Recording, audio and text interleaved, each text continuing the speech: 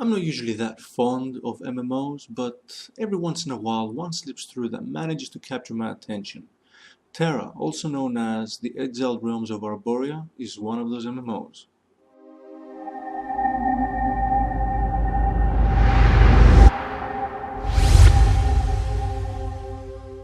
Okay, just to get something straight, Tera does not like to be captured with any kind of program. I tried maybe 3 different types. I ended up having corrupt files in a whole bunch of locations. I had memory issues and resulted in me actually burning a hard drive while I was at it as well. So for this reason, this video will not have any game footage included. I just want to apologize in advance for some of the inconveniences that might be created with this video. The audio was actually recorded for the in-game footage, and I might be making references to a couple of things that you will not be seeing. And if this new layout works for it, I'm thinking of keeping it like this for future videos as well. In addition to that, I might be actually adding a playlist on my channel at some point, and probably end up having some gameplay footage included there from the games that I review on that I actually did enjoy and liked playing. So, having that said, keep in mind some of the things that I refer to were actually pre-edited with gameplay footage included in the video, and now that is not available.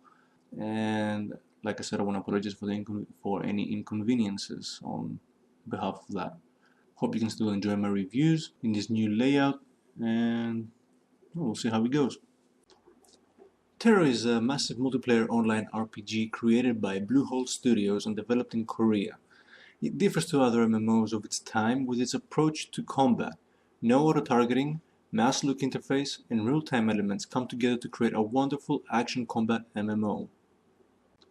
It's so unique in its style that even the classes are very fresh and different from other games of the genre, featuring varying melee and arcane classes that will all provide you with a different approach to combat for each and every one of them.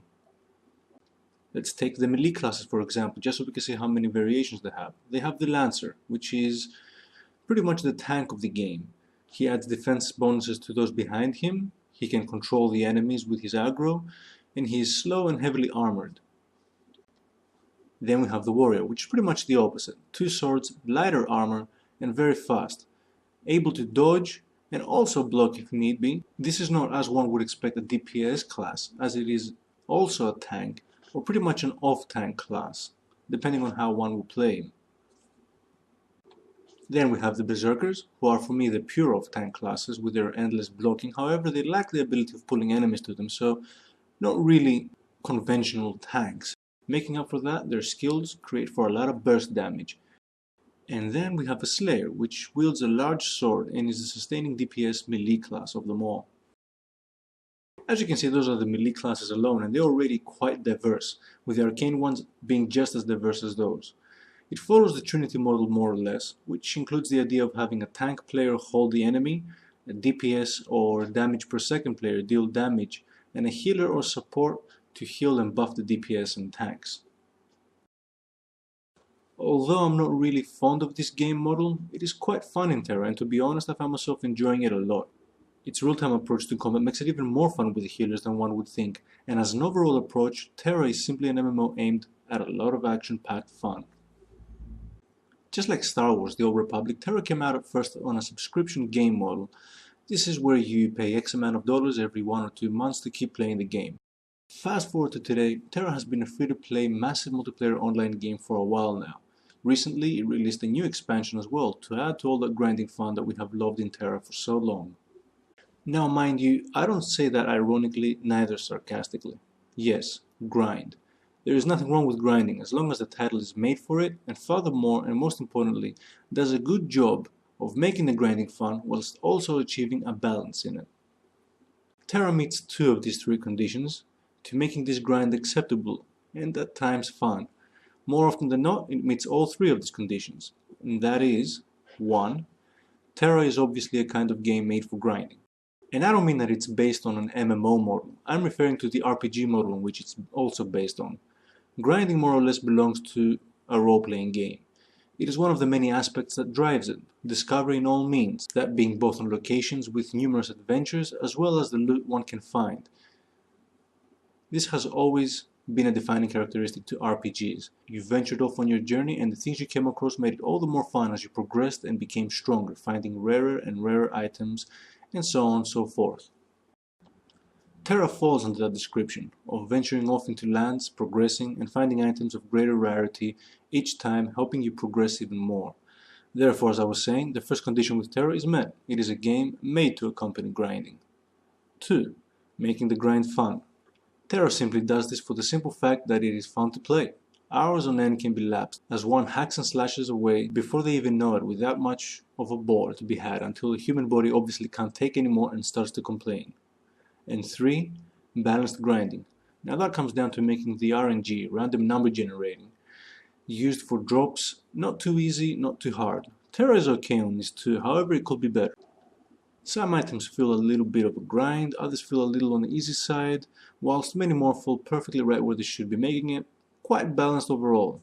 Now I know I'm going a little bit from the end to the beginning, but I wanted to quickly touch on the matter of grinding in Tera first, to be over and done with it, as it is also an important factor and the first thing someone usually asks about an MMO. Does it get rid of grinding? Tera most certainly does not, and it shouldn't. It's an RPG. The problem with grinding is not grinding itself, but that the MMO formula, gamer communities, and the whole persistent online worlds have ruined an entire range of elements to it, making it a complete mess at times. But that's not Tera's fault. It is a problem with all MMOs, and perhaps too long a conversation for now, and better left for another time. Having that said, let's move on to the rest of the review and take a closer look at Tera itself. The next thing someone usually asks about an MMO is, does it have good endgame? Well, since it's me reviewing Tera, and since I don't believe in endgame content, whilst also see it as one of the things that ruined a large part of gaming in the last decade, I refuse to even go into the subject of endgame, much less review it. The game itself has hours on hours of fun to be had, and that is all one needs to know as an equivalent to their endgame dilemmas. In the technical side of things, Tera is marvelous. Bugs are at a minimum, however it has been out for a very long time. Most of my stay there had me enjoy fast servers and good response to all my inputs, which are important in a game like this as it features a form of a real-time action combat system, and server stability is essential. Not that I have not frequently found myself on the frustrated end of things, but on count, the hours and days of playing Tera far outweigh the minutes these frustrations took place. The graphics for this game, especially when it was released, yet even now, are simply amazing for an MMO, proving in a very bold way that all excuses other developers have made on the difficulty of making detailed and seamless worlds to be complete rubbish. This does indeed create quite a taxing game on the servers. However, if it was possible years ago and still now to this day by a company with smaller budgets to some of the larger MMO developers we know of out there, I am sure that they too can manage just fine. Still on the technical side of things, and even more so on the graphical, Tera has some of the most amazing animations I have ever seen in an RPG, much less an MMO. It is truly wonderful, further proving even more that an MMO can indeed achieve so much with graphics and animation if a developer wants it to.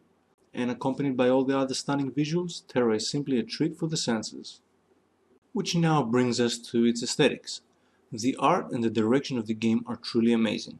The levels of fantasy in it are superior to most attempts out there, and so original.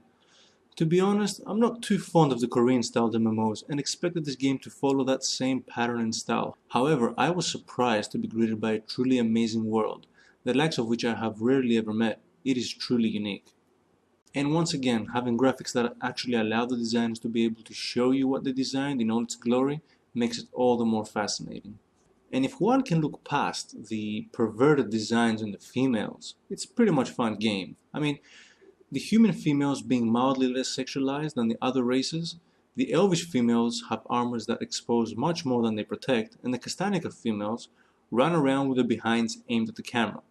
One can truly enjoy a wonderful set of artwork as long as they just look past all these little, perhaps mishaps for some. It's all a matter of taste. Ultimately, we could say that they are celebrating the female form. To be honest, it is on the perverted side of things though. Manage to look past all this and you have truly amazing visuals and designs to enjoy with all the content of the game. Even the sexualized armors on females are at most pretty cool and sometimes menacing depending on which armor you warm up to. It's all fun and games, yet then you come across another design element that throws you off completely. I'm talking about the Ellen race, which is a pedophile's dream featuring a small race of female childlike characters that apparently are not children, so they can be sexualized, yet look like children and little dolls, with furthermore sex symbols the likes of bunny ears being added to them and little kinky dresses, especially for the Reaper class. Okay, as much as I love Tera, I absolutely hate these designs and the fact that they even put them in the game to begin with. Frankly, I find it to be quite disturbing, and personally have even neglected to follow the entire quest line to their race and lands and completely skipped it. The beauty to it all is that you can indeed do just that in this game. Skip content. See a set of quests you don't like? Don't do them. There is more than enough content to enjoy in Tera and truly has many hours over hours on end for you to explore and experience. The lands are so diverse, the enemies are plenty in count for both variety and quantity. Their designs are truly fantasy-like, and Tera warms up to being a magical world that once you get to know it, you will hardly want to leave. Armors and weapons are varied, many, and fleshed out. Even the mounts in this game are fun to look at and very creative. Some are downright badass. With regards to content and story, what story? I to this day struggle to enjoy the story of this game, to be honest. It has its moments, with some nice cutscenes, some of which once again throw you out of that epic fantasy mood by zooming in on the behind of the main heroine that is talking to you, at which point you realize you are looking at her ass instead of her face. Very smart, guys. As is a constant with most MMOs, the amount of quests that you get are so many that you can't help but get downright bored of them and skip their lore completely. I have done this for 90% of the game, and I kid you not, I tried hard to get into it at times. Like I said, it has its moments. Then it has an entire range of other moments that feel cheesy, childish, and a bore. Sometimes when I'm in the mood, I like to read the stories. Some are okay, some put me off again, and after feeling some brain cells rebel in my head and simply revolt to migrate away from me, I start to skip the stories once again. Definitely not one of the strengths of this game, but that is not entirely a bad thing, as it knows what it is and what it aims at. This could probably make the game quite boring for some people, however, the rest of the content and all that amazing work that is put into it with so much detail makes for a game that overall is a lot of fun nonetheless. Overall, that's what it's all about, and the fun factor to Tera is quite large. This fun factor is mostly derived from its combat and its visuals. It offers a gameplay that keeps you hooked for many endless hours, and its real-time approach makes skill a factor to the game, which is simply one of its greatest traits. To this day, I still recall and will always recall the time we took on a BAM. That's what they are actually called in-game, and it is an abbreviation for Big Ass Monsters, I kid you not, as a team, which was on my level. Such an encounter needs 4 people at least to take it on. The team died, and I was left to battle this monster alone with 50% of its health still intact. And I did it. Suffice to say, it took me an entire 30 minutes almost, and an adrenaline dose that had me pumped for a good couple hours after that, but I did it nonetheless. This is something that sets Tera apart in its genre, and another reason alone to keep coming back. The fun factor to this game. Despite its shortcomings, which although are few, some are important, like the story itself, is right up there and definitely worth a play for anyone into gaming. My final score for Tera is 9 out of 10. It barely makes it, but it does make it. I will definitely recommend this game to all players out there to give it a shot. They might like it more than they expect. For like-minded gamers to Tera's style, those, in other words, that like action combat MMOs and are not too bothered by storylines, this free-to-play title is a keeper. For the rest out there, maybe it's an 8 out of 10, but you never know, it might actually get you hooked. On the other hand, if you don't like grinding, story is important to you, and you don't care much for action combat, then I'd say it's probably better if you skip this one altogether. And yes, I said I wouldn't comment on it, but it has a lot of endgame content too. And I mean a lot. That's it for this week's game review. Hope you enjoyed. Don't forget to subscribe if you like what you see, and check out the rest of my videos too.